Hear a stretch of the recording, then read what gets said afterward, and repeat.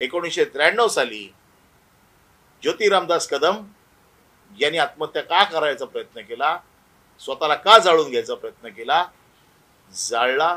जाळलं. आजही तिकडे खेडमध्ये साक्षीदार आहेत घटनेचे. वेळ पडली तर त्यांना देखील मी समोर आणू शकतो.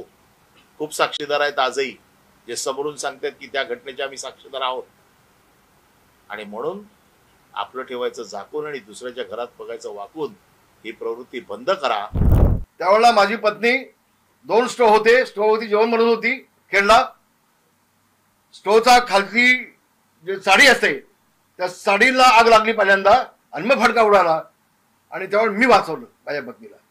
हे हात अजून आहे साक्षीदार, हे जळलेलं माझ्या हात आहेत. माझ्या पत्नीला मी वाचवले. 6 महिने माझी पत्नी जसलोकमध्ये होती, 6 महिने मी ऍडमिट होतो तिथे. मी थांबलो होतो त्या कॉटमध्ये गुम घेऊन.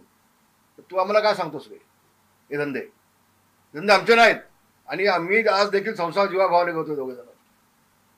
तर अशा पद्धतीनं तू बदनाम बी केलेस ना, याच्यावरती मी दावा टाकेन.